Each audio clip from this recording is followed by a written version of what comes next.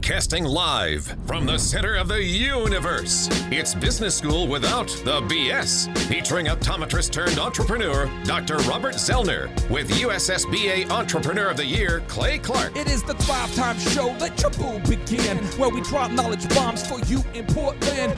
Teaching and proven systems to make your ends so you can produce the greenery like all the Oregon. Sue will call you Franklin cause you got Benjamins. We'll call you Ben Pearl cause you just bought a Benz. And then you'll be bragging to your wife and kids that your wallet's overweight but it used to be thin. Comes away, this is Clay broadcaster with the Zen, with the focus locked in like San Quentin. Can I get a B to the O to the M? You've heard the rumors, he is I and I is him. He be the Z and I be the C. Now it's teaching business skills from Clay to Z. We both grew up poor, but we're poor no more. The goal of this show is to help you soar. All right, Thrive Nation. Welcome back to the Thrive Time Show on your radio and podcast download. My name is Clay Clark. I am the father of 5 human kids, the co-host of the Thrive Time Show, the co-founder of The Elephant in the Room, the co-founder of Epic Photography, the partner of Dr. Robert Zellner, and between the two of us, we built 13 multi-million-dollar brands and counting. And the entire focus of this show is to help you get to where you want to go financially, and to get to where you want to go in the areas of your faith and your family and your finances and your fitness and your friendship and your fun. We want to help you achieve success and to truly be able to achieve both that time freedom and financial freedom that everybody is seeking. And so what we like to do is we like to occasionally reach out to what I would call the GOATs, the greatest of all time, or people who are achieving at a very high level. And we like to break down their actual routines, their actual habits, the actual books they read, the mindsets they have that have allowed them to achieve success. So for our next guest, I mean, you guys are in for a treat here. This kid, his father drank and smoked quite a bit when he was a kid, all right? And he was a 5th-string running back up to his junior year of high school. And he was chubby, and he had asthma, really, really bad asthma. But yet this guy went on to convince his father, he actually convinced his father to stop smoking and drinking, and he used that as motivation to get him to the next level, ultimately earning a roster spot in the NFL, the National Football League, playing for the New York Football Giants, where he played for 7 seasons. After retiring from the National Football League, he went on to win Dancing with the Stars, having never previously been taught formal dancing. And now he has a book out. Who is this man? Oh, that's a great question. Well, today's guest is none other than Rashad Jennings. So now, without any further ado, my exclusive interview with Rashad Jennings. Rashad Jennings, how are you, my friend? Man, I am absolutely amazing. Appreciate you having me on. Well, thank you for being on here. We have an audience of a lot of entrepreneurs, a lot of self-help seeking people. So I want to start with the tough question first, and then it'll get easier, I promise, okay? So here we go. Who is a better dancer, you or Victor Cruz, the Salsa King? Oh, myself or Victor? Victor know what he's doing out there on the floor, but when we talking about ballroom, it's more than just salsa. I got him. Okay. All right. Now, my understanding is you grew up chubby, overweight, and struggling with asthma, yet you defied the odds and made it to the NFL, and then en route to actually doing so, you convinced your own dad to stop drinking and smoking. Can you share with us how you did this? Yeah, so it's truly a heartfelt story. I did. I grew up an overweight, chubby kid, glasses, asthma, 0.6 GPA at one point in time, 5th string running back, saying that I want to play in the NFL. So I obviously had to overcome a lot of adversity to make it to this point. But the pivotal, as I do have a couple different staple points and turning points, as I call them in my life. But one particularly was when I was 13, I was hospitalized from an asthma attack. And I was blowing through a peak flow, and it went only a half a centimeter. And for those who don't know what it's like to have an asthma attack, just kind of imagine that you have a 45-pound weight tied to your ankle and you're underwater. And you're 13 at this point. Get up. 13 years old at this point. And as I was hospitalized for a week, my dad drank and smoked all the time. That's the father I grew up with. Now, granted, my brothers were 10 and 13 years older than myself, so I was the whoops. Here we go again, baby. Right. So I grew up with a different father in the house. He retired from the military, and he just drank and smoked. That's it. And so the doctor said to my father that he had to stop smoking in the house because it triggers my asthma. We got out of the hospital. We got rid of my dog. My mom would start calling different restaurants before I would go there to eat to check the ventilation. So you got rid of the family dog. Were you close to this family dog? Oh, of course. I'm a big dog fan. And so you got rid of the family dog. Your mom's calling restaurants before you get there to make sure there's a non-smoking section or to make sure that it's okay for you. And so you're making all these preparations, but what's going on with your dad? How's he reacting to all this? As I get out of the hospital, my dad began to smoke outside. A week later, he started trizzling his way back inside and smoking in. And it was one particular day I was in my room, and I smelled the smoke seeping through the vent. I started to choke up. I put a pillow over my face. I walked upstairs. I knocked on my dad's door. I opened it. He's sitting in the corner drinking and smoking like he always does. I looked at him. I said, Dad, it's this big red rim glasses, overweight, chubby kid that doesn't have a relationship with his father. I said, Dad, can you stop smoking and be there for me? He took a puff of his smoke. He took a sip of his drink. He looked at me and said, Rashad, what do you want to do when you get older? And granted, my father never asked me this before, so part of me is excited to tell him for the first time. Right. But another part of me can see the arrogance in his face that he doesn't care. And so I looked at him. I said, I want to play running back in the NFL. He took another puff of his smoke, sip of his drink. He said, Rashad, do you think you'll be able to make it to the league without smoking or drinking yourself? And with tears in my eyes, I looked dead at him, and I said, just to prove you wrong, I'm never going to do it.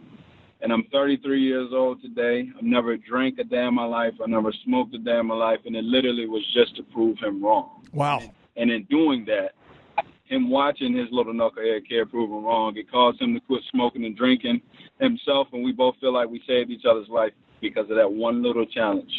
But if I didn't look at it that way, if I would have walked through life with a chip over my shoulder, I don't think I would be who I am now. I think that what's interesting is that you, in many ways, were your dad's mentor. Now, I think your dad probably in many ways was your mentor growing up, or maybe, but it's mentorship is something I'm obsessed with. You know, when I built my first company, DJ Connection, multi-million-dollar company, and just like you at a young age, didn't really have to work again, didn't have to go get a day job, so to speak. But it's like at a certain point you say, am I going to be bitter about I grew up, I stuttered as a kid. We grew up without a lot of money. We struggled. And so it's like, do you want to get bitter or do you want to help people get better? And that's what's intrigued me. And that's why I wanted to have you on our show, is because you are a guy who it seems to be obsessed with mentoring and teaching other people how to get where you are, to become successful, and to really get off of life's sidelines. Like your book title here, it says The If in Life, How to Get Off Life's Sidelines and Become Your Best Self. What inspired you to write this book? Why not just go, on the beach, sip some mojitos, say, hey, I've been disciplined, I've never had a drink, I've done well, now it's time to have a beverage. I mean, what keeps you working out every single day, staying in great shape, and making you want to write a book like this to help people when you could live the easy life? Yeah, well, I'm a person, I titled the book The If in Life because it's a play on words. When you spell out the word life, if is in the middle. And I went through 15 chapters extracting this one little itty-bitty word in life that pops out everywhere. For me, I wanted to write a book because a lot of different reasons. At that 0.6 GPA, wanted to prove that you can graduate, that you can go to college. Yeah, 0.6 is pretty low. I mean, that's pretty low. It is pretty low. I can't deny that. But I know that it'll be a motivation to a lot of different kids, and I know it'll be a good tool for a lot of different parents for their kids, because my story is true. It's real. And when I look back, and sometimes when I'm telling it, depending on the atmosphere, I get choked up because this story is real, and I forget that I lived it sometimes. And so keeping me in that humility. And remembering that little kid that I was in the corner somewhere, lost and crying, thinking nobody cared, or he had no opportunities to succeed in life. I get to go give back to that kid. I want to ask you this because I grew up and I stuttered as a kid, and you grew up chubby. So I couldn't speak without, in 6th grade, 7th grade, when you can't talk, you can't articulate yourself, you can't stop stuttering, people bully you. They make fun of you, and it's like, to me, that motivated me to do what I do, and then I became an entertainer, and then now we have a podcast in the top 10 of iTunes. And you are a guy who was chubby and you had asthma. It just seems insane that both of us are doing what we do today. And you just said that. You said, I feel like it's like, I forget that I lived that. But in your book, you share those stories. And I just want to ask you, if you had to, the listeners out there who maybe are going, I'm thinking about getting this book. What's in these 15 chapters? What kind of stories do you share? Could you kind of give us a little teaser about what's in that book? It's a lot in the book. It truly is. And, just kind of the story I gave, a snippet of the relationship with me and my dad, and a major turning point in my life that created the trajectory of where I am now. That's in it. I talk about how I was a 5th string overweight kid on the sidelines, literally 5th string at my junior year. 5th string. Yes. There's no more strings. There's no more strings, people. If you don't know football, that's the final string. The 5th is the final string. Yeah, so much to the point, even on my team, we only had 4 running backs. They just gave me a 5th just to shut me up. And you're a junior? You're a junior in high school? Yes. 5th string. Yes. Unbelievable. 5th string running back. And it's the last game of the season. We're playing against our high school rival. We're the Jefferson Forest Cavaliers. We're playing against the Brookville Bees. We don't have a chance to go to the playoffs. We're done. We're done. Regardless. Whatever happens out on the field, we're done. And the Brookville Bees, if they beat us, they go to the playoffs. So it was kind of like our Super Bowl to knock them out. Right. Come out, get the ball. First play of the game, our starting running back gets hurt. Now I'm on the sideline. When I tell you I didn't play, I sincerely mean that. Never played. I used to put M&Ms and Sprites where my thigh pads are supposed to be at because I was set on the sideline. Right. I never played. And 2nd string, I used to sit beside me and my buddy. His name was Speedy, and he did not earn his name. He was just called Speedy. Got it. But me and him would be on the sideline, and the 2nd string went out. He was like, Rashad, you think you're going to play? And I'm just sitting there eating my peanuts. Like, nah, they ain't going to play me. 2nd string gets hurt. 3rd string goes in. He gets hurt. 4th string goes in. He gets hurt. This is all true. This is all in the first quarter. Were you rooting for people to get hurt at this point? Were you going, I don't want my friend to get a serious injury. Maybe my friend could pull a hamstring. Were you kind of hoping for hamstring injuries, or were you just like blown away? Were you kind of like, I might get the ball. Oh my gosh. It was part of that is yes, and then the other part was like, wait a second, I might actually get in. I don't want to because I'm nervous because I've never done it. Right. And so I got all this anxiety going on. The 4th string gets hurt. They tape up the ankle of the 1st string to put him back in, right? All right, Thrive Nation, when we return, more from our exclusive interview with Rashad Jennings, the former NFL running back turned Dancing with the Stars winner and a best-selling author of his new book. Stay tuned. It's the Thrivetime Show on your radio. 3, 2, 1, boom! You are now entering the dojo of Mojo and the Thrivetime Show. Thrivetime Show on the microphone. What is this? Top of the iTunes charts in the category of business. Drilling down on business topics like we are a dentist. Providing you with mentorship like you are an apprentice. And we go so fast that you might get motion sickness. Grab a pen and pad to the lab. Let's get in this. It's time to bear some fruit like some Florida oranges. 3, 2, 1. Here come the business ninjas. Sonic boom. All right, Thrive Nation, welcome back to the conversation. It is the Thrivetime Show on your radio. And today, we have an incredible opportunity to interview Rashad Jennings, the NFL running back turned Dancing with the Stars winner and now best-selling author. Chup, this interview with Rashad Jennings, I feel like this guy... What a cool guy. What a great dude. He's down to earth. He's real. He's smart. He's obviously an athlete. Like, he's got it all, man. I feel like he delivered at a level far above what I expected, and I expected a lot. I went into the Rashad Jennings interview expecting a thoughtful man, a proactive man, a mentor to many. And I think I left going, did we just interview like an in-shape, youthful Yoda? I think so. I was wowed. We'll just put it that way. Were you really wowed? I was wowed. Yeah, I really enjoyed listening to you guys do it. And when I talked to him before we got going, he was humble and just ready to go, man. He was open. He was game. He was a really cool guy. Well, I tell you what, without any further ado, let's get back to our exclusive interview with Rashad Jennings, the former NFL player for the New York Football Giants, turned Dancing with the Stars winner, and now best-selling author. And I think this guy has such a trajectory with his career and his life that soon you'll probably forget he even played in the NFL. This guy is so disciplined, so focused. He is absolutely a blessing to interview. And back to our interview with Rashad Jennings. First play of the game, our starting running back gets hurt. Now I'm on the sideline. When I tell you I didn't play, I sincerely mean that. Never played. I used to put M&Ms and Sprites where my thigh pads are supposed to be at, because I would sit on the sideline and never play. And second string, I used to sit beside me and my buddy. His name was Speedy, and he did not earn his name. He was just called Speedy. But me and him would be on the sideline, and the second string went out. He was like, Rashad, you think you're going to play? And I'm just sitting there eating my peanuts. Like, nah, they ain't going to play me. Second string gets hurt. Third string goes in. He gets hurt. Fourth string goes in. He gets hurt. This is all true. This is all in the first quarter. Were you rooting for people to get hurt at this point? Were you going? I don't want my friend to get a serious injury. Maybe my friend could pull a hamstring. Were you kind of hoping for hamstring injuries, or were you just like blown away? Were you kind of like, I might get the ball? Oh my gosh! It was two. It was part of that is yes, and then the other part was like, wait a second, I might actually get in. I don't want to because I'm nervous because I've never done it. And so I got all this anxiety going on. The fourth string gets hurt. They tape up the ankle of the first string to put him back in, right?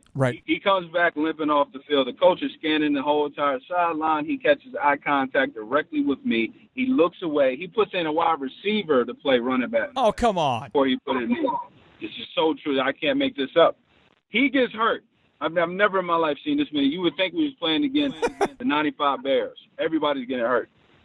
So they have no choice but to put me in. First play I ever got in, I scored a 30-yard touchdown. Came back to the sideline. I chest bumped my buddy Speedy, falls on the ground. I pick him back up like we're super excited. Long story short, they put me back in. I scored another touchdown. On defense, a similar situation happened in the second half. Players was getting hurt. They put me in on defense. First play, I sacked, scooped, scored, and then to finish the game, I had a pick six to seal the game. And there was a Tennessee scout after the game. He came up to me. He said, Rashad, I came to watch the starting running back, but I couldn't help but to notice you. How were your grades? And I looked at him. I said, well, I got a 0.6. He said, son, you got to try to have a 0.6. Right. And we had a good little laugh. Now, both of my brothers, who's 10 and 13 years older than me, they both played football, too. They were at that game. They knew I wasn't going to play, but they was there to support me. They actually went to a private school to coach for free, to pay half my tuition. My parents took a mortgage against the home to pay the second half of the tuition. I transferred to a private school. I took 9 home school classes, 9 summer school classes. On top of the regular academics, I stopped making excuses. I stopped blaming people. And I took ownership and responsibility, and I never looked back. Now, here's the thing: is you're a guy who has faith, and it's a podcast, so it's not mainstream media. We're in the top 10 of iTunes, so you can go there if you want to or not. But I really do believe that it seems like you do your best, but you believe that God will do the rest. Can you talk to me about your faith? Because your entire journey to becoming a 7-year NFL veteran for the New York Giants and to being a Dancing with the Stars winner doesn't make any sense. So do you believe in God? Do you not believe in God? Feel free to or you can just plead the fifth. Yeah, no, I never plead the fifth to anything. Proud of myself on that one. Any question you ask, I answer. Amen. But no, yes, I do have a strong faith. I really do. It drives deep. I wasn't, I got a couple different things I live by, and I'll say this to start. The quote that I don't have a quote I necessarily live by, but there is a quote that exists that I feel like I want to live my life in such a way that it inspired someone to write these words. And it's the master and art of living. Shows little distinction between his work and his play, his labor and his leisure, his love and his religion. He simply pursues everything he does with excellence, leaving other people to decide, is he working or is he playing? But to him, he's always doing both. And the way that I truly live my life, I keep death on mind. And not in a dramatic way, truly not in a dramatic way, just an absolute factual that we all will die. You, me, and everybody that can hear my voice will die at one point in time. And for me, I think it is very important to be a leader from the grave, which a lot of people don't take time to think about, because we want to live such a selfish life that we forget that it's short and relevant and relativity of eternity. Since you went really deep with your quote, I have like a pile-on question, and you've decided to, every single year in the off-season, learn a new skill. And so I believe, and I'm just saying this to you, and you can rebuke it if you want to, but I believe prophetically, Rashad, you're not going to be even, people are going to struggle to remember you even played in the NFL when you get done writing your books and living that life. I think people are not even going to, it's going to be like a footnote. You know what I mean? It's like you're so much more than just a football player, and I think you know that. Talk to me about where you see where do you see this career going? And talk to me about the importance of learning new skills every year like you did while you were still a player in the NFL. I humbly appreciate that. And something I always tell people is, if I'm only remembered as an NFL running back, in my books, I'm a failure. That's what I want to do. And going back to why I'm intrigued to learning. I'm an autodidact, despite my 0.6 in high school. But that's because I truly feel like if you judge a fish by how well it can climb a tree, it's gonna think it's stupid. I was a different breed, but I love learning, and I pick up a new craft every off season. Wow, and wow. Thrive Nation, our interview with Rashad Jennings blew my mind. This is a guy who's deep like the deep end of the pool. This is a guy who absolutely cares about improving the lives of others, but also who cares about implementing the daily discipline needed to become successful. Stay tuned. It's the Thrivetime Show on your radio.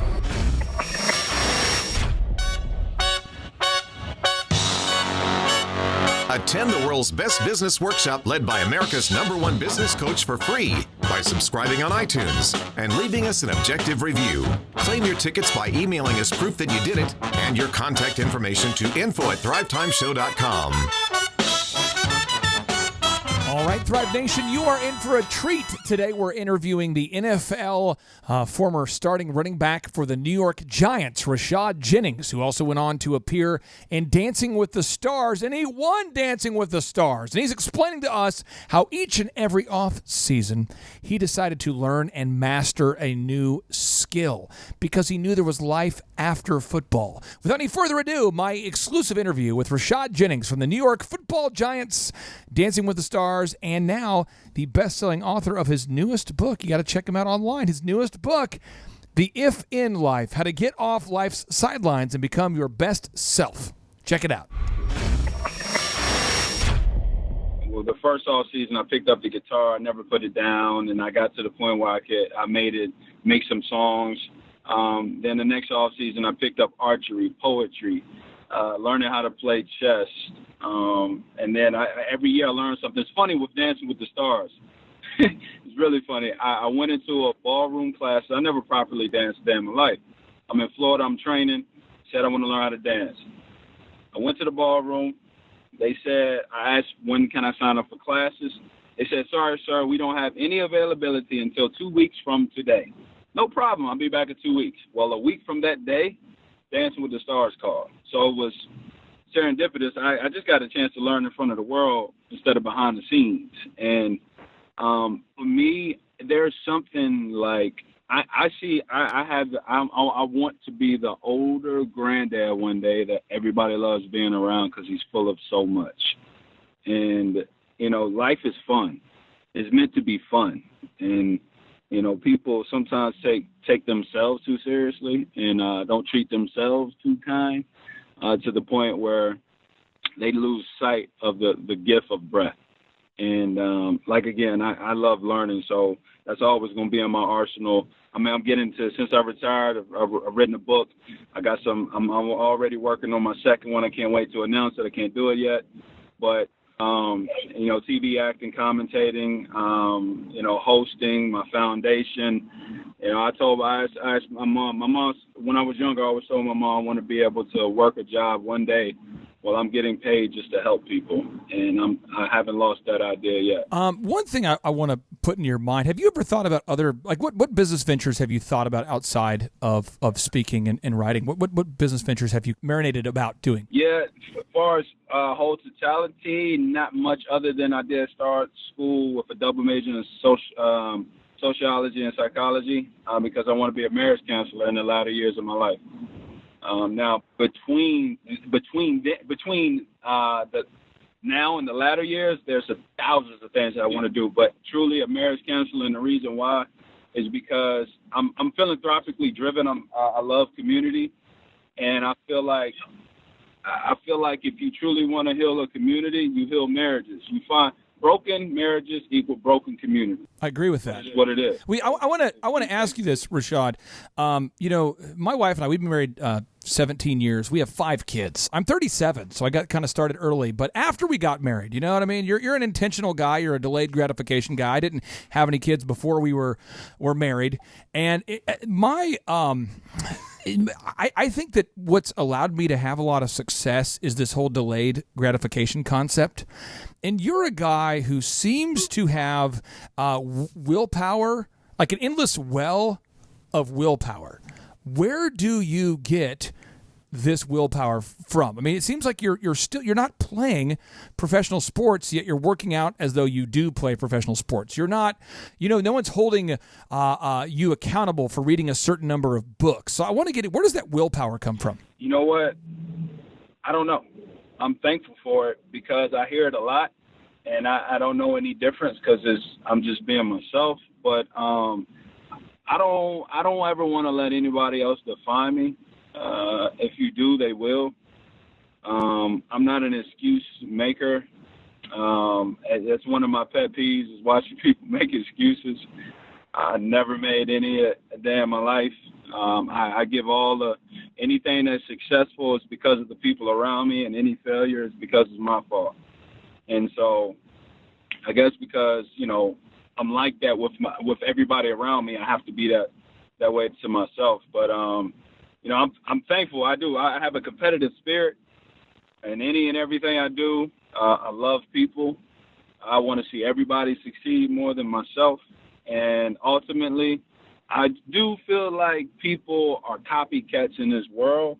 And if I don't decide to live a life worth mimicking, then what am I doing? You're a guy who apparently has listened to our podcast obsessively because you're following my wife's diet, which is a gluten-free, dairy-free, basically not eating anything at all that could harm your body. Talk to me about your diet and the importance of this, because I don't think a lot of people realize that eating a high-sugar diet, let's say, that spikes your insulin levels, which causes fat production. And I don't think a lot of people realize the importance of minimizing gluten intake, dairy-free. Can you talk about your diet? I mean, this is something where even if people don't even work out a lot, just having a healthy diet will absolutely impact things. Can you talk about your diet? Oh yeah, absolutely. I'm gluten and dairy free. It's by choice. I have no celiac. I'm not allergic.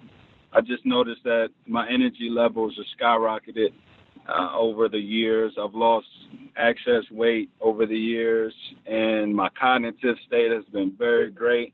I also sleep in a hyperbaric oxygen chamber throughout the NFL seasons. Like MAT, acupuncture, I really dove into taking care of my body because and I invested in my body and myself. I didn't know how the stock market worked when I first got in the NFL, but daggone it, I knew how I worked. So I invested in myself. And I feel like, your body, you only get one of these things, I mean, it's not rocket science. You get one. And so I personally feel like one of the coolest things about our bodies have no choice but to respond to what you do to it. It has no choice. And so when you realize, like, when you get outside of your own two ears and really recognize the ability to maneuver your body and your thoughts and control it, you can do anything. It's not anything that you really cannot do. And if you go listen to any public speaker, you go listen to any doctor or somebody that's gone to college for multi-years, they all gonna tell you the same thing. The road towards success, the way to get healthy. It's not rocket science, people. It's just a matter if you're gonna cut all the BS and stop making excuses. Okay, let's get into the non-BS. I want to get into the non-BS because you are an expert of the non-BS, and our tagline for our podcast is Business School Without the BS. So what time do you wake up every day? What time do you wake up every day? I'm going to wake up regardless. Even if I don't have an alarm clock, I'm going to wake up by 7:45. So you wake up at 7:45. 7:45. What do you do those first couple hours? First couple hours, I'm gonna wake up. I'm gonna drink some water. That's probably one of the first things I do. Brush my teeth, get ready for the day. I have my shake. I have the same shake probably 350 days out of the year. The same one. All right, Thrive Nation. Now, on our podcast exclusive interview with Rashad Jennings, you can find it at thrivetimeshow.com. Rashad explains his daily diet. What does Rashad Jennings eat each and every morning that keeps his metabolism going, that helps him operate at a super high level? You can find that at thrivetimeshow.com, our exclusive interview with Rashad Jennings. Stay tuned. It's the Thrive Time Show on your radio. Get ready to enter the Thrive Time Show on Talk Radio 1170. Broadcasting live from the center of the universe. It's Business School Without the BS. Featuring optometrist turned entrepreneur, Dr. Robert Zellner, with USSBA Entrepreneur of the Year, Clay Clark. All right, Thrive Nation, welcome back to the conversation. It is the Thrive Time Show on your radio. And we were just honored, for those of you just now tuning in, we were honored to interview Rashad Jennings, a guy who played 7 years in the National Football League and then went on to win Dancing with the Stars. What a lot of people don't realize about Rashad Jennings was he was a guy who grew up as a kid overweight, and he actually had an asthma issue. And so his junior year of high school, this guy still hadn't played football. He's a fifth-string running back, and only due to a series of injuries, that means the first string, second string, third string, and fourth, all got injured. He got a chance to play, and his entire career is all about continual self-improvement, always trying to get better. And that's what we're trying to do on the Thrive Time Show, is help you to get better. And a little kind of a sneak preview of an upcoming show, we're going to be interviewing Dan Heath, the best-selling author of a book called Made to Stick. Chup, I'm not trying to put you on the spot here, but have you ever seen the cover of Made to Stick? Are you Yes. familiar with this book here? Yes, I haven't read it, but I have seen the cover and I am familiar with it. I'm going to put it up on the big screen so everybody can see it there, and I want to put a link to it on the show notes there. Made to Stick is a book that was written by the Heath brothers. Now, these guys are they're New York Times best-selling authors. They're brothers, and between the two of them together, they've teamed up to do 4 New York Times best-selling books, and their book is endorsed by Guy Kawasaki, the guy who introduced Apple into the marketplace. And they're just this book Made to Stick is powerful for anybody out there who's, if you have an idea and you want it to be understood when people hear it. Clay Stairs, perhaps you can relate to this. You've spoken all over the world. You've spoken for some of the top companies in the world. You're a business coach. It's for people that are saying, I want my ideas to be remembered. After I finish the speaking event, after I finish the meeting with my staff, I want them to remember what I actually said. It's for people that want to make sure that their ideas actually have the ability to change how people think. Think about this. How do you get others to pay attention to your ideas? So let me give you some ideas, Clay Stairs, that are not actually accurate ideas, but that are stuck in the heads of everybody out there. Here we go, Clay Steers. Idea number 1 they talk about in the book Made to Stick. And by the way, we're going to have Dan Heath as a guest on the book. We're going to have Dan Heath on the book, or on the podcast here coming up soon. Dan Heath, the author of Made to Stick, will be on the podcast here very, very soon. But the myth, you only use 10% of your mind. That was a myth that somebody created that isn't actually true. Yeah, where'd that start from? Dan Heath points it out. It's an idea that just got stuck in the head of America, and we keep talking about it. Another one. So they don't do that in China? Speaking of China, the Great Wall of China, legend has it, is the only man-made creation that's visible from space.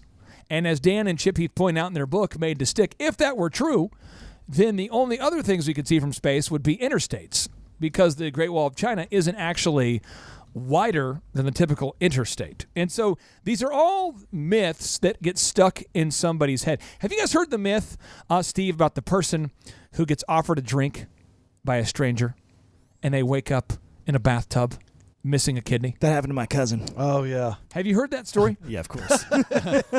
I was like, oh, my God, it really? Like a book I was looking at Chubb going, awesome. Oh, my gosh, dude. That's terrible. No, but I remember when someone told me that, and it really stuck with me like duct tape. So this is the question is, why do certain ideas stick in your head, and why do certain ideas not stick in your head? And we're going to be interviewing them on an upcoming podcast where they can break down the specific details of this. But they came up with a method that's outlined in their book, Made to Stick, called the Success Method. Chubb, that's SUCCES.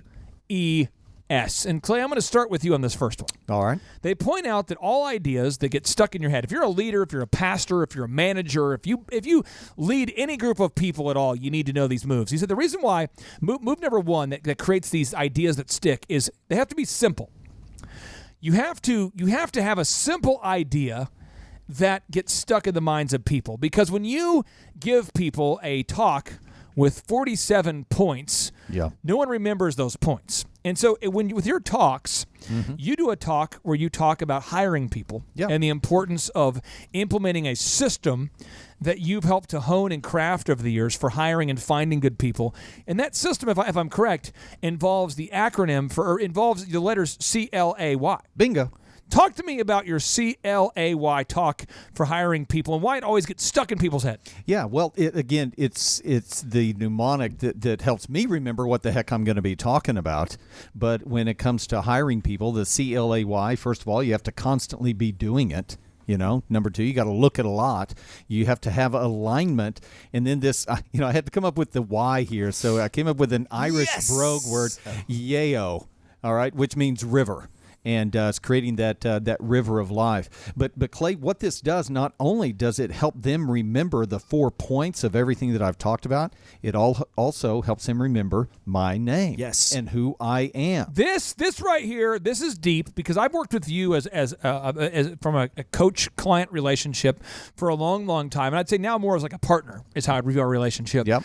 But when you first went out there and wanted to do public speaking, I remember talking to you about mnemonics and making sure that you had memorization devices baked into the talk. Can you talk to me about how implementing a mnemonics, such as, for anybody out there who says, I don't know what a mnemonic is, it's a device such as a pattern of letters, ideas, or associations that assists in remembering something. Can you talk to me about how that idea of mnemonics has impacted your speaking and getting those ideas to stick in the minds of not only your listeners, but you? Yeah. Well, again, I hear often from people that have seen me in a speaking event months ago, and they still remember the short phrase. Around the office, we're always saying boom. Right. I have become known with all of my clients and everything. They say boom, and they go, oh, my gosh, I sound like Clay. Clay, the other day I did a boom move. I'm very intentional about saying boom, and the reason why I say boom is that Jonathan Barnett and I, with OxyFresh years ago, there'd be like an action item that needed to be done. And when he would do it, occasionally he would say, awesome. Thanks, man. Great. And I remember thinking, okay. Lame. Okay. But no, I'm thinking about you got it done, but the effort that John Barnett with OxyFresh puts into getting an action item done is always big. It's always overwhelming. It's always optimistic. And there's always a momentum to it. When you get something done, it creates that big, overwhelming, optimistic momentum. Yeah. So one time, afraid that I'd be rejected, it's like two white guys trying to figure out how to shake hands. White guys never quite know how to shake the hand. They're like, should we do a bump? Should we do a high five? Should we do a hug? We can't quite figure it out there. I went in and I said, boom. And he goes, boom, boom. You know, it's boom. Like, Steve, have you ever told another man, I love you, to wrap up a meeting and to see what happens? Have you ever done that? Actually, I do that all the time. It's my way of being a little awkward. But have you done that before, seriously? Yeah. Oh, yeah, for sure. So if you end a meeting and you say, hey, dude, I love you, man. Usually the other party will always respond like, I love you too. Like almost like you force them to say that, and they run around feeling guilty and they burn their clothes as a result of that conversation. Are you trying to tell us that you love us, Clay? I do. He tells me that all the time. Does he not tell you? No. But when you said, when you end a meeting, when I ended a meeting, I said, boom, and they go, boom. Right. All of a sudden, they're like, I forced them to say boom almost. Yeah. And it's a contagious thing, but it gets stuck in the minds of people. Big, overwhelming, optimistic momentum. Now, and I've even got the video that from one of my speaking events where I think I said boom like 25 times. I remember that. Remember that? And we actually cut it up so it's just me. It's on my website. It's just me saying boom in a single speaking event boom, like boom, 15, boom, 20 boom, times. Boom. It's just boom. Boom, now, bam, the boom. next way to get an idea stuck in the head of your ideal and likely buyers is the unexpected. So S stands for simple. U stands for unexpected. And Steve Currington with Total Ending Concepts, if nothing else, this man is unexpected. We come back from the break. I want him to explain how he uses unexpected ideas, thoughts, things on social media to stick into your head. Love him or hate him, he's going to be stuck in your head. That's Steve Currington with Total Lending Concepts. Now, Chuck, the only way that I can encourage our listeners out there to remember our next sponsor is this. Classic Janitorial. You think about janitorial services, and you think to yourself, I've never thought about this. If you think about Classic Janitorial, if you think about janitorial services, you probably think to yourself, I've never thought about janitorial services, and I probably never want to think about it again. But then when you think about the visual, that each Monday morning, I have to convince Eric Chupp to not use the urinals as a drinking fountain. They're so not clean. A fountain, Chupp. And we have a big line of people in their office wanting to drink from we have a water purifier. That's what I'm saying. We get done with our coaches' meetings. I'm thirsty, Steve. What do you expect me to wait like an animal? Get away from it. Get away from it, Chupp. So I have to pull you away from the Porcelain Palace. I have to pull you away from our urinals because you have been confused. You've been deceived. You think they are drinking fountains, when in fact they are urinals. And I'll tell you why. Because we have used the Classic Janitorial Services. These are the guys who do the cleaning services for DuPont, for Google, for Newstar, for Dr. Z. It's theclassicclean.com. That's theclassicclean.com. Check them out today. Get ready to enter the Thrivetime Show. It's a Thrivetime Show on the radio. Yes, it is. Oh, yeah. It's all about you. All about you. All about you. All about you. All about you. Yeah. So we bring the boom.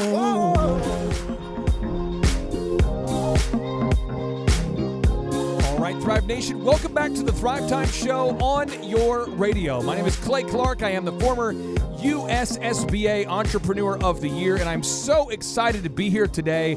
We have had a fabulous show so far. It's not often that you get a chance to interview a guy who's the winner of Dancing with the Stars, a guy who played 7 seasons in the NFL, a guy who, when you end the interview, you ask the guy, what are some books you'd recommend? I said, what are 2 books you'd recommend for all the listeners? And he says, Proverbs. And I thought to myself, okay, that's impressive because he realizes that the Bible is broken into books. So he's not just a person who says, there's a lot of rappers who end their album with like, I want to do one track to honor God, I want to honor God. Right. And then it's like, you've never actually read the Bible. Right. Your whole album was about lust and drugs, and then you end it with the God song. This is a guy who seriously believes in God and puts God first. Then I said, what's another book? And he says, James. Yeah, loved it. Yet another book in the Bible. It's awesome to have a high character guy on the show. And coming up in a few other podcasts, probably a week from now or 2 weeks from now, we're going to be interviewing Dan Heath. And so I want to warm up all the listeners to Dan Heath and who Dan Heath is. A friend of mine who is a pastor of a mega church. He actually is done very, very, very well in business and outside of business. And I asked him, I said, hey, what is a book that you would recommend for me as a speaker and for any of my clients? And I love asking people what book do you recommend, because books really do impact people. And this was in 2008, I asked this question. And he said, the book Made to Stick is what I require my staff to read. And I said, you require the staff to read? He said, yeah. I mean, it's a New York Times best-selling book. It's written by these Stanford professors who are brothers. And they've written these books together, and I'm just telling you, you're going to love this book. And I thought, well, what's it about? He says, you know how like certain ideas stick in people's heads and certain ideas are forgettable? They teach you the mechanisms for getting ideas stuck in the minds of other people. So step number 1 they break down is you have to be simple with your ideas if you want them to get stuck into the minds of other people. The second is unexpected. So, Steve, I want you to talk about this. Steve Currington with Total Ending Concepts. There's very few people that I have met who have gotten to a level, have risen to a level where you now have got to a place where everybody now expects the unexpected when they're around you. So let me just give my Steve Currington experience. And Steve, do I have the permission to offend you in front of in front of all the listeners? It's my favorite thing. Yeah, no, I mean, it's just us. It's just us, 100,000 people downloading, and the people in the Tulsa area, the Portland, Oregon area, and that's it. South Korea, we have a lot of downloads in South Korea, and that's it. We'll keep it a secret. Whoa. The first time I met you, I had been told that Steve is a guy who scammed people to thinking that his truck was stolen on Facebook. Right. And he's been in the news for having claimed that his truck was stolen. So correct. I always will take the high road with those kind of things because I believe that 90% of what you see in the news is absolute BS. BS as in Bachelor of Science. Yes. And so I went and looked into it, and it looked like you were just having some fun with some people on Facebook. And they sort of, all of a sudden, the media got into your social media and made it a news story. Right. Let's start with that. Talk to me. What were you trying to do with your friends on Facebook? Well, I have I'm in the mortgage business, and I'm constantly trying to promote my business. And in this particular, could you eat that microphone with a spiritual type of affection? In this particular incident, there was a place out in Jinx, which isn't there anymore. It was called Tent World. And the guy that I knew there that Tent World. Yeah. Tent World. Get your tents now. Was really cool. And I have a following that I have through Facebook, the people that watch my stuff. Yes, I follow you all the time. I don't care where you go, I just follow you. And because I like to be unexpected, I was like looking for something crazy to do. So I did this stunt where I like faked my truck getting stolen in front of Tent World, and it was really funny until it went viral, and then the news started calling me and saying, did your truck get stolen? So I said, no, in full disclosure, my truck did not get stolen, to which they're like, oh, okay, thanks. So I essentially... Who ran the story? Was it Channel 6, Channel 2? So I got Channel 6 to run this story because I said, well, why don't you do like a feel-good story about how businesses Channel 6 Tulsa, if you're Googling this. Yeah. You're using Facebook to promote their business because that's what we were doing. We were trying to get some attention to Tent World because they're trying to build their business. Tent World. Get your tents for a fraction of retail cost at Tent World. And it's no longer there. And so, they did like a 15-minute interview with me and the Tent World We're doing a tent sale at Tent World. And then here's what they do. 15 minutes before it airs, I get a text. Hey, just wanted you to know that my boss wanted me to interview the police, so that'll be on there too. Oh. Real quick, I want to. Who said that to you? This is the reporter. Okay, so this is how they usually will communicate that. Yeah, I've dealt with the media a lot. They'll say, "Hey, just want to let you know." Yeah. No big deal here, but my boss also wanted to interview you and for the media as well. Yeah, so they're like, "Hey, nothing big," but I'm like at dinner, and at the time I served on the board for Make-A-Wish, Oklahoma. But by the way, this is what they're thinking. Oh my gosh, this is going to be a crazy story. This thing's going to be viral because the media's looking for news stories. Right. So this is what they did. They headlined it. At your expense. Tulsa businessman uses crime to promote business. Oh, my right. Lord. And it dropped it like the Shep, you got to put that on the show. 5 o'clock news. I'll look it up. They dropped it on the 6 o'clock news. They hit it on everything. So I'm kind of like, whatever. Then we go out to a dinner, and you said some things during our dinner that I was like, he's being real with me right now, but yet at the same time, Vanessa and I look at each other like, did he just say that? But you're uncomfortably honest. Yeah. So then, in our office, you said, hey, I'd like to kind of move into the Thrive offices. I like the mojo, the atmosphere. I'd like to be kind of a part of the culture, Clay, that you've built over the years, you and Z have built. I'd like to be a part of that. So you ride a Segway to and from the different offices within our building. You're riding a Segway. Well, it's a big, giant, what is it, 20,000 You're like square the feet mortgage mall cop of the office. You are. Yeah. And so you're riding that. It's a Swagway. It's more like a scooter, a floater, whatever they call it. Then my kids are talking to you about certain things, and you offer to buy my kids what kind of shoes? Well, we had to get gold shoes that light up. And I call it the Gold Shoes for Kids program that we started with the Clark kids, because I had gold shoes that light up, and they wanted gold shoes that light up. So you bought my kids them on Amazon. You bought my 5 kids all pairs of gold shoes. Oh yeah, yeah. Then you have purchased a neon green Lamborghini. Yes. Which you have been known to peak out at high velocity. The most recent of which, what was the fastest time that the highest miles per hour you went? Rate of speed. The rate of speed you went while traveling with your, first off, who were you traveling with? What was this group of people vagabonding across the country? It was a car rally that about 75 or 80 exotics that traveled from Colorado to Utah to Vegas to California. And I can't confirm or deny any speed that I hit, but I did get a video of someone driving a Lamborghini that hit like 203 miles per hour. And so that was you were cool. in a Lamborghini going 203 Well, I don't miles. know who was in the Lamborghini. I'm not going to, I mean, is this what am I getting interrogated here? Are you the police? Confirm nor deny. Yeah, I'm like, hey, somebody sent me a video of someone going 203. It looked like my hands, but my face isn't there. I don't know. Yeah. But 203 was the speed I allegedly went. Then for my son, I believe, is my son for his birthday, you've gone over the top. You've actually auto-shipped me pinion wood for my birthday. And I would say Steve Currington is probably the best I've ever seen at doing this. So every time I get a shipment of pinion wood, I'm not kidding.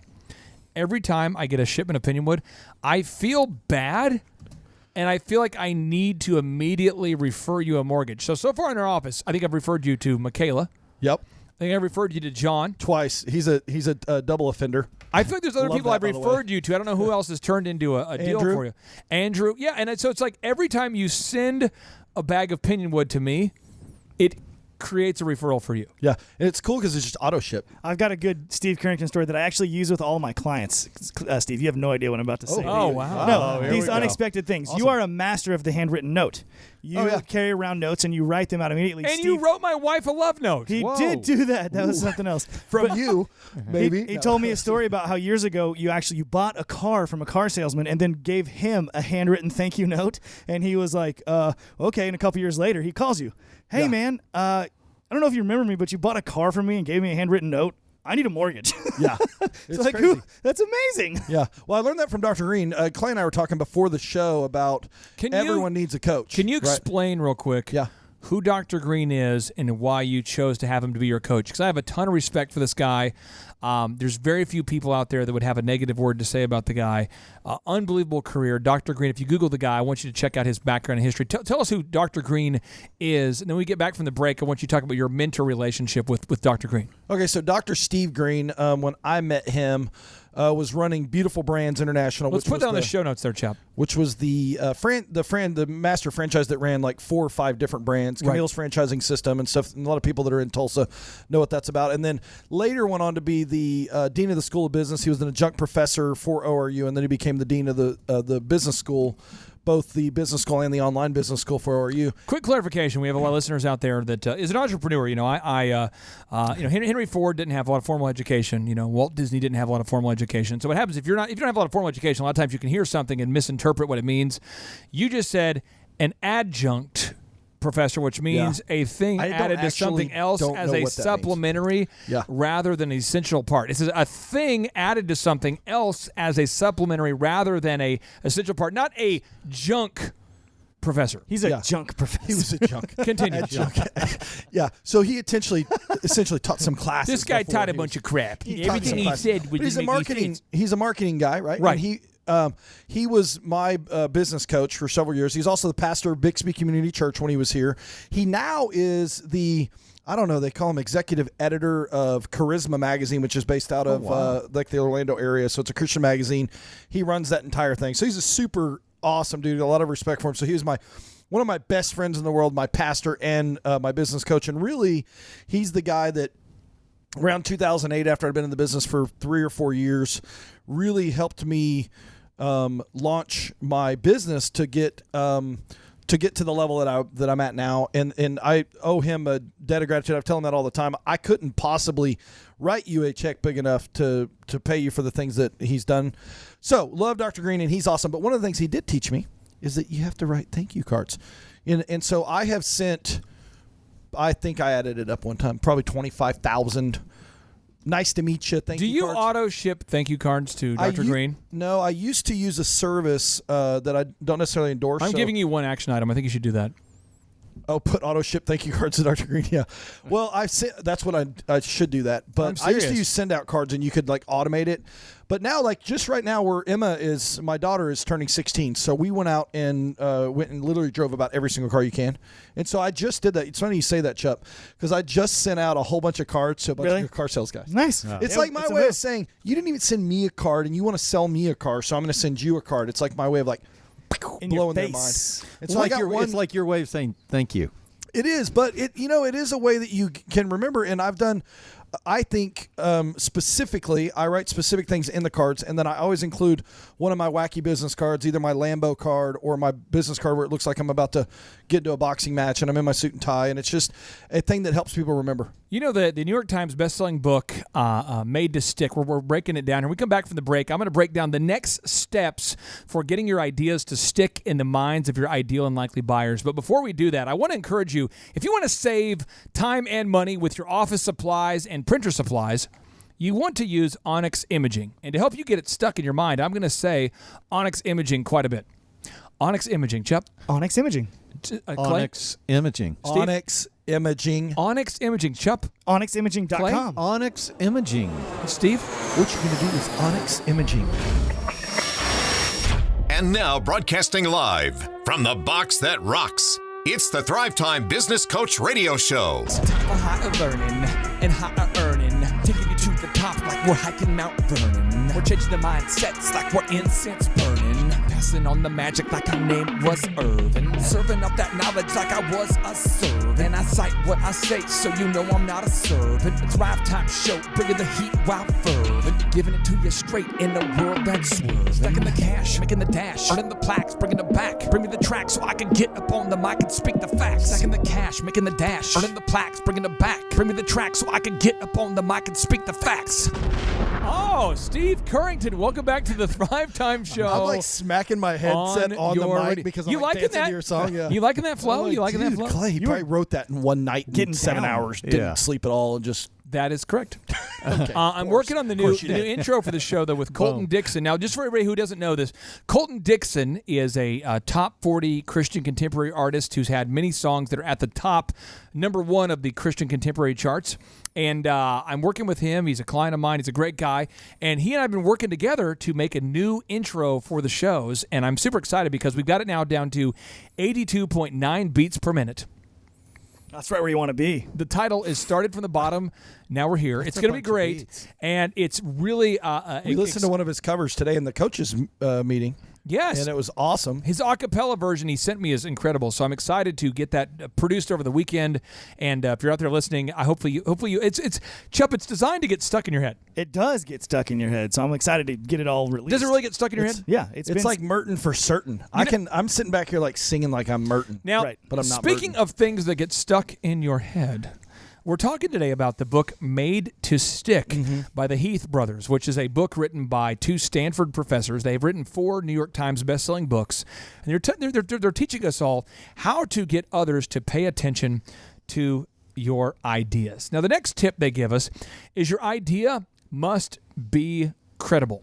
Yeah. Now, this is something that I worked with you, Clay Stairs, on when, it's interesting because you started off as a client, and you're still a client today, but it's more of a partnership relationship. I really think that we work together more of kind of a ongoing win-win relationship. But in the book Made to Stick, they really push leaders to make sure that their ideas are perceived to be as credible by encouraging people to actually test their ideas against themselves. So as an example, when I work with clients that I coach who are speakers, I always encourage them to make sure that every time they have a point, they support it with a fact, a quote, a story, and an action item. Again, a proven fact, a proven quote that you can cite, a story, and an action item. Now, you ran Shepherd's Fold. Can you explain to the listeners out there who are not familiar with Shepherd's Fold and what Shepherd's Fold Ranch and the camp was all about? Sure. Yeah, Shepherd's Fold Ranch is just north of Tulsa. It is a Christian summer camp and retreat center, primarily focused on creating a place in the country where you can do business with God. But before you decided to become a speaker and before you worked at Shepherd's Fold Ranch, you did what? Even before I did that, I was a school teacher for 15 years. And you had won awards such as? Yeah, I was Teacher of the Year. I was the Missouri State Coach of the Year. And you, today as a speaker, have spoken at events that Gary Vaynerchuk has spoken at. I think you spoke at the Ping Golf Club events. Yeah. You're one of the top-rated speakers on the planet. I mean, there's all sorts of stuff you can prove. Yeah. And it ain't bragging if you're pointing to the scoreboard. Thank you. True. That's good. But you and I had to work through that because you came from a nonprofit and Christian background where it's sort of like you're humble, and you don't want to sit there and name drop, but at the same time, nobody believes what you're saying unless you provide, when you're speaking, every single thing you say, unless you support it with a stat, a quote, a story, and an action item. Talk to me about how that's helped your speaking career, supporting the principles you're teaching with facts, stories, action items, quotes. Yeah, well, up until I had started learning things like that from you, Clay, I was, again, in the world as a school teacher. All I had to do was point at a textbook, and say some big word, and the students would go, oh, he's the teacher, he knows. Like adjunct? Yeah, thank you, like adjunct. Very good. And then when I came into the ministry world, all I had to do was have a really deep idea. And quote a scripture, and everybody goes, amen, amen. And it was much more emotional. The way that I would speak and the points that I would make were much more emotional points than they were, like you're saying, when I stepped into the business world. They weren't looking for that emotional feel good. They were looking for something that was real, something that was practical, something that was actionable. And so I have now been able to help other coaches do the same thing, and other speakers do the same thing that you have taught me. Every single point needs to be supported. It is really, really tough for me to explain, but as a business coach, I want to get Eric's take on this because I have been viewed as a authority or a platform or a source of credibility for a long, long time. So it's harder for me to do. A lot of times when I work with my clients, they just accept what I say as truth because of my resume. But Chuck, when you came, true. Well, but I'm saying, Chup, you came into it as a guy who had a lot of success. You'd managed your parents' concrete business that they started, but you're coming in, if you Googled your name at that point, there wasn't a whole lot to find. You find a couple high school soccer photos floating around. But I mean, you didn't come from a place where your resume itself provided the credibility, right? But yet you are a credible person. Can you talk to me about the importance of using what I call the quad, the stats, the quotes, the stories, the action items to prove the points you're teaching when you're working with your clients? Yeah, it's a really simple concept. And the fact of the matter is, if you don't have the resume like you were talking about, Clay, and you rely on stats and quotes and stories and things like that, if the person you're speaking to or the group you're speaking to wants to argue with those, they're arguing with the higher authority. They're not arguing with you. Bingo. And like you say it all the time, Clay, well, you can argue with gravity all you want, Steve, but go out and jump off the roof and tell me how that argument goes. I'll show you. I'll do it. Yeah, well, in an area, there's 4 or 5 areas that most clients, not our clients, not the clients that we work with, not our clients, it's other people's clients. Theoretically. But people that we've worked with over the years, not we, I mean, I get this confused. We haven't worked with them, but other people have worked with them. Americans in the business community. In that book. A lot of times people, whoever they are, not any of our listeners, they'll have pushback about certain areas of our business coaching program. And I'm going to start with you, Clay Stairs, on this. When you teach somebody how to get to the top of Google, what percentage of the time do people that you're not working with, but the friends of the people you're working with, do they push back about how Google works? 100%. No, that's not how Google works, Clay. Yeah, 100% of the time. Steve Currington, Total Any Concepts, Every mortgage day. guru, client, friend. Talk to me. What percentage of the time have you seen people push back on how Google works? 2 weeks ago, within our own company, I literally had to But if you Google Tulsa cookies, you're going to find Barbie cookies, client. If you Google Tulsa iPhone repair, you find a client, phone doctors. If you Google Dallas real estate photography, you find a client, full package media. If you Google Tulsa new homes or new home construction, you find a client, Shaw Homes. If you Google Tulsa mortgages, you find SteveCurrington.com. Tulsa client. leadership expert. You find Clay Stairs. Bing Client. If Stairs. you Google Tulsa men's haircuts, you find it. So I'm giving you all sorts of facts. Because when you Google Tulsa men's haircuts, I can't fake it. Elephant in the room comes up top in the Google search engine results. And that's why you want to prove things. And one thing I can't fake is a guy who has thousands of clients. If you're out there and you're looking for an accountant, are accountants perfect? No. But if you're looking for an accountant that has been used by thousands of people, check out hoodcpas.com. That's hoodcpas.com.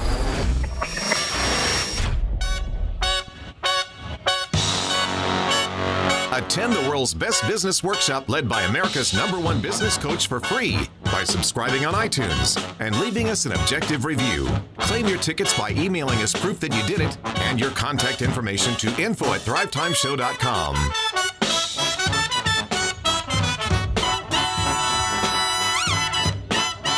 All right, Thrive Nation, welcome back to the Thrive Time Show on your radio. Today we're talking about this concept of how do you get your ideas to stick into the minds of your ideal and likely buyers. How do you do it? I mean, it's so often that people out there, we go, I have a great idea. And you go and maybe you get an opportunity to pitch your idea in front of your ideal and likely buyers. And when you pitch the idea, no one has any idea what you're talking about. So I want to start with you, Clay Stairs, on this. You're a business coach, and you'll meet with somebody who's a entrepreneur, and you say, "What do you do?" Or what problems do you solve for your ideal and likely buyers? Or what service do you provide?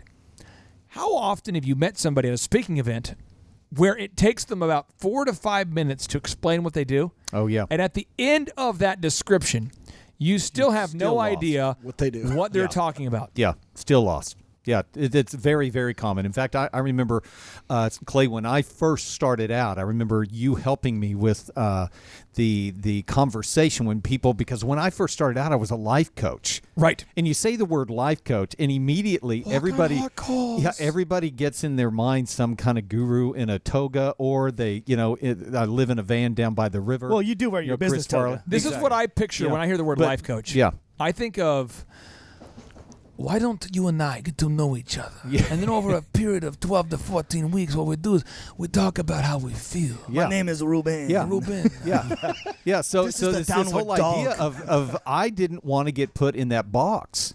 Right. Of what people thought. And The Reuben so I box. would always say, when people say, Clay, what do you do? I would always start out with just a short little, well, how about this? Have you ever been, and have you ever known of anybody, probably not you, but you've probably known of somebody that has just felt like there is something more inside of them than they've tapped into? They're living life and they just know that there's something more, but they haven't tapped into it. And the whole time they're nodding. Me. That's me, Clay. They're nodding their No, head I'm the whole saying time. that now to you. And That's they just, me, bro. They just feel kind of stuck, and they're nodding their head. And I go, I help people get out of that stuck. And then you break it down into the specific steps they need to take in both their business and their personal life to get unstuck. But most life coaches, not you, but a lot of life coaches, they basically they kind of begin kind of a mysterious life. Oh gosh! And they say, what I do is I work with clients in all the industries that are looking to what I would call transform. Mm-hmm. And I am like, and you're like, well, specifically, what do you do with your clients? Yeah. Well, to me, I hate to put a specific limitation on what I do. And you're good. You are definitely from Oklahoma. Stop using that accent. I tell you about babies. It's different with every person. Each person I work with, it's all unique. It's a very crazy. It's mysterious. I make it up as I've been to Colorado several times. I come back with the brownies. You pay me first, then I tell you. I'll take you to Mount Vesuvius. No, but there's so much scamockery out there. Nice. There's so much of that where it's just Shamockery. So when you hear the whole word life coach, immediately you think of something. So in this book called Made to Stick, the Heath brothers, who are Stanford professors there, they break down in their New York Times bestselling book. They say the next step you have to do to get an idea stuck in the minds of people is it has to be credible. Credible. We talked about it. Credible. So if you're listening right now and you say, how can I prove I'm credible? You better have statistics that show you're credible. And don't quote like a NerdWallet. Don't quote some obscure website. Have statistics. Have quotes. Have stories. Have testimonials, Chup. Yeah. If you go to thrivetimeshow.com, think about this. We have right now over 500 video reviews. 500 people on video on YouTube that you can watch, real people that have implemented the systems. And I'm going to tell you this. I know a lot of personal trainers who are phenomenal trainers who have fat clients. You know why? Because the fat client can't stop eating the high sugar foods. So if you sign up for a personal training program and you want to continue eating things that cause your blood sugar to rise, you are going to be fat. And just because Jabba the Hutt pays $700 a month for a personal trainer does not mean that the program doesn't work, because Jabba the Hutt was known as for such lines in the movie Star Wars, the third one there. But Jabba the Hutt is eating high sugar food items. Stop eating them. Stop eating the wheat. I feel like you're Stop eating the wheat. Stop eating the sweets. Stop drinking the alcohol. That's what causes weight gain. I'm just saying this to you.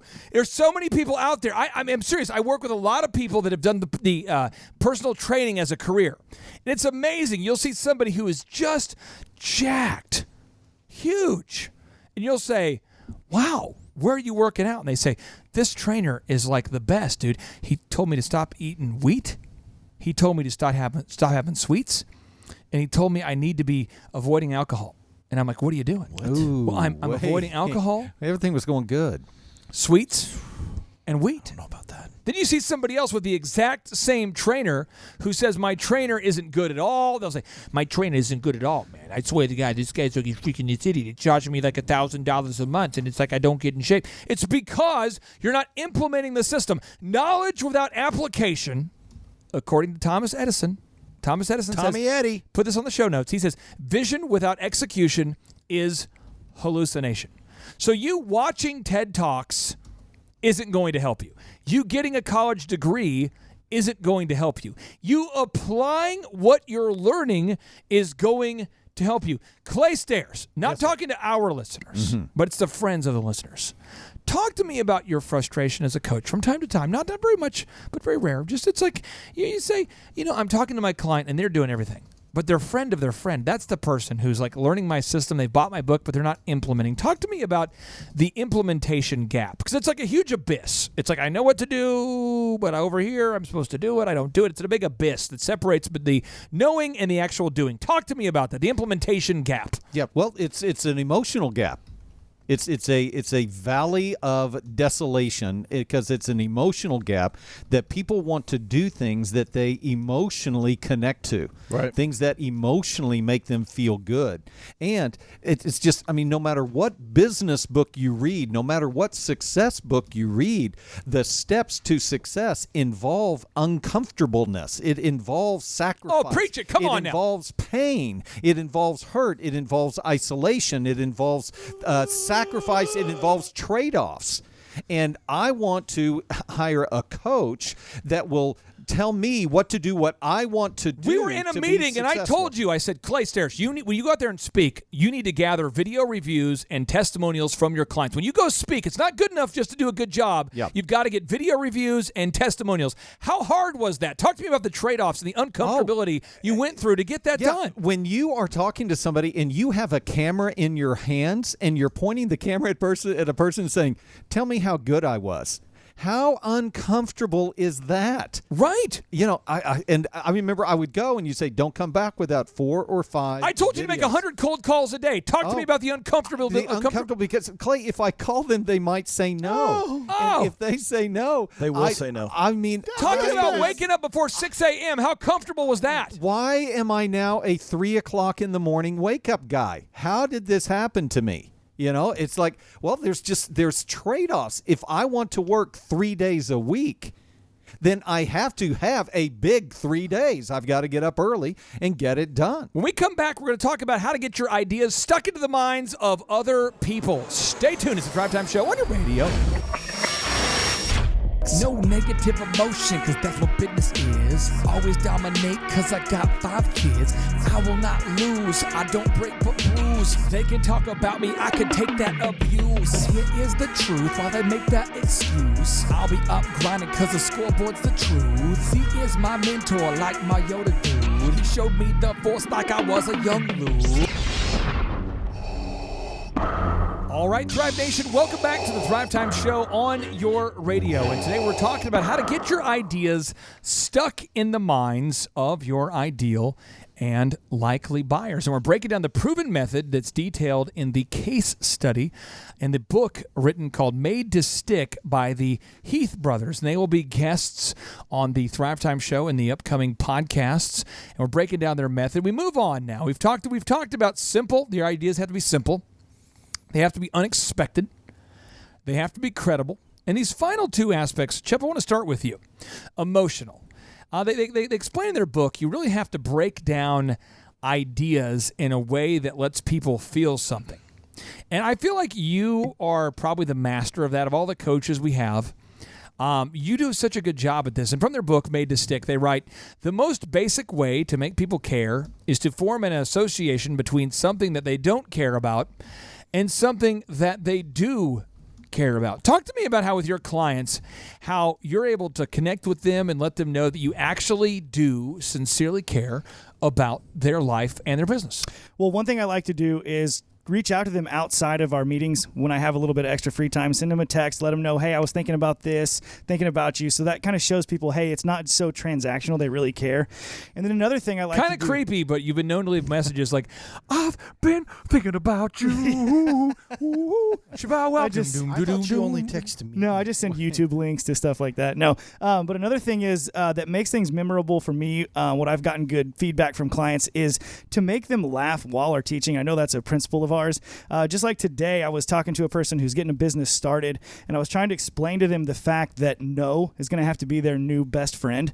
And so I pulled up an old commercial of Toucan Sam. Does anybody remember Toucan Sam? Yeah. Fruit Loops. He says his whole tagline is follow your nose, follow your nose, follow your nose. And so I was telling this person how no is what you're going to have to start saying to everything that is not on your goal list. Everything. Good call. And then also, you're going to have to get used to hearing the word no. You're going to get told no a ton as you begin to sell your product and service. So follow your nose, but not your face nose, the no in your life. There's a client. There's a double meaning in that. And they laughed and they remembered it. And so that was one of the emotional things. A client I worked with years ago who was a contractor, he started using truth to sell. So when he would go to his meetings, wasn't ever being dishonest, but he started to use truth to sell. So he would sit down with a client and he would do an assessment, and then he would use testimonials. He'd say, here is a list of 30 people that I've actually worked with, their cell phone numbers, and I don't feel comfortable moving forward on your home remodel project until you call at least 5 of them.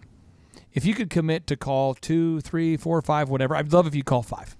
And then let's go ahead and meet Tuesday, and we'll meet and see if it's a good fit. It's a move. So today's Friday.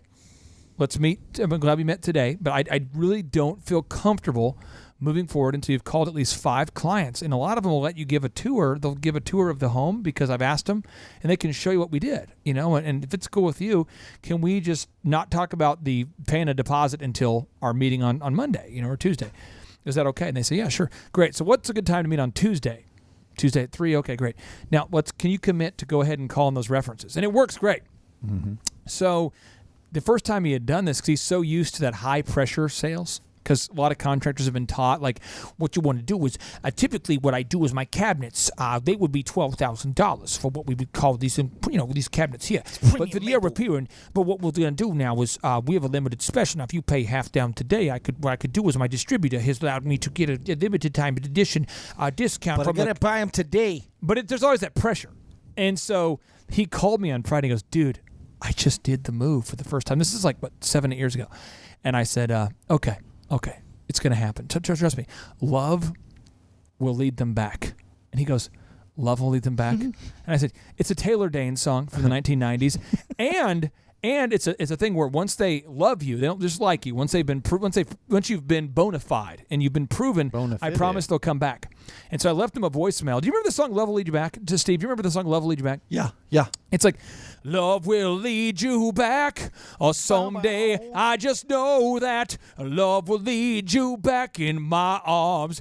It won't be long. And I'm just like, and I'm singing this song with cue passion. Up YouTube and people will pick it up better. No. I'm just kidding. So I'm singing this on his voicemail though, and I'm singing on his voicemail, and I pulled up the lyrics and I sang the whole song. Like the entire thing. Yeah, and it's like, and I'm beginning to get to chorus 2 and chorus 3. Oh, and he gets it on like a Monday, and he goes, dude, that, like, the fact that you sang a horrible version of Taylor Dane's "Love Will Lead You Back." One, I don't know who she is, but the fact that you sang a song that I think I've heard before, it let me know that you gave a crap, and you like put yourself out there, and like I could have shared that with anybody, I could have put it online, I could have whatever, and like that's how I feel. And that's what gave me whatever I gave me the belief that you cared over the weekend. And I can just say, if you're out there listening and you own a business and people don't think that you emotionally care, you are going to lose. Now, this final move to get ideas stuck in the heads of your ideal and likely buyers, I call this the Jesus method. You might call it the stories method. Oh, yeah. Jesus taught truth through parables. Yep. Stories. And stories have a way of drilling down into your core and getting stuck in your head. You might not remember the whole movie or what was it all about, but you remember the core story, and then you can remember the truth, the moral of the you might not remember all the actors' names and what each character was and what the plot was, but you remember, gosh, this was the story and this was the moral of the story. So I want to start with you on this, Clay Stairs. You are really, really good at getting your ideas stuck in the heads of your clients as a teaching method that helps them grow their companies. And on the book Made to Stick, they say, for creating a successful idea, create a simple, unexpected, concrete, credentialed, emotional story. And I see you do that every single day, and you're magical at that.'re very good at that. Talk to me about how you use stories to teach and coach your clients to success. Teaching through stories allows you to say hard things in an indirect way to people. And so many times, if you could just go straight to the point and say, here's what you need to do, people will resist that. It stings a little. Yeah, people will buck up, and they'll just, who are you to talk to me? But bringing it through a story, especially, Clay, if it's a personal story. That's true. Yeah, preferably. I got a story for you. I got a story because I just made it up. Yeah, but if it's a personal story about a time where you were in a similar situation in a similar spot, and here's the things that I was thinking, here's what I was feeling, and then I love to follow that up with, does that make sense? Yeah. Are you tracking with me? Can you relate to any of that? And they're just sitting there nodding their head, and then you just make these simple segue. Real quick, when they start nodding your head, you know the story went weird. Oh, it's going very well. Why are your hands on my head? Yeah. So they're sitting there nodding their head, and so you're going, and I feel like just it's the same thing here in this situation. Let me give a story for the listeners out there. There we go. Story time with once Clay. upon a time, we had a Can I have some sponsor. water? Once upon a time, we had a sponsor, and what happened was he was out there adjusting backs. He was helping keep the spines in line. He was a guy who was on time all the time. He is a chiropractor. People came to him for needs. They wanted to help their body become more healthy, to become more aligned. And then one day he got a call. Boop, boop, boop, boop, boop. Hey, is this Dr. Sibley? Yeah, this is Dr. Sibley. Hey, Dr. Sibley, why are you sounding just like Clay Clark, kind of his story voice? I don't know who Clay Clark is because this is the past. Well, hey, my name is Wayne Gretzky. What? Your name is what? Oh. My name's Wayne Gretzky. Why do you sound like Adam Sandler? I don't know what you're talking about, but I'm the great one. I've been playing in NHL for many years. I'm the great one. I'm Wayne Gretzky. I'm the best hockey player of all time, and I would like for you to adjust my back because you are my chiropractor of choice, and I would like in the future for you to become the chiropractor of choice for many people. And you say, really? Sounds great. Sounds great. And so what happens is, all of a sudden, everybody in Tulsa, everybody listening to the podcast, realized and memorized, and you can't forget that Dr. Sibley, I call him Sibbles. Sibbles. It's a lot of, But, Sibbles. yeah. You remember Sybil Shepherd? Sybil Shepherd. Oh, wasn't there a movie called Sybil? TV show. Yeah, It was her. Sybil Shepherd. She was like an actress back in the day. Yeah. She was kind of about the same age and overall look as Grace Under Fire? as Sharon Stone. Or Grace. Yeah, very similar except Yeah. not hot. Okay, so Whoa. but all Just I'm saying kidding. Is, I'm hey, just I'm kidding. saying, Stings a little. all I'm saying is Dr. Sibbles, Sorry. Dr. going to Sibbles, sting. Sibley. This guy has been the chiropractor of choice for for Wayne Gretzky, the non-doctor Wayne Gretzky, and you'll have that stuck in your mind forever. This is the guy who worked with the NHL Hall of Famer Wayne Gretzky. Dr. Stick Sibley is in the office. I've So seen check him out at drjohnsibley.com, drjohnsibley.com, and then after you go to that website, go to thrivetimeshow.com. Go to thrivetimeshow.com where we have the podcasts, thousands of videos, one-on-one business coaching, and you got to book your tickets for the June 20. What date, Chup? 22nd, 23rd, Friday, June and Saturday. 22nd and June 23rd workshop. Book it now at thrivetimeshow.com. 3, 2, 1, boom!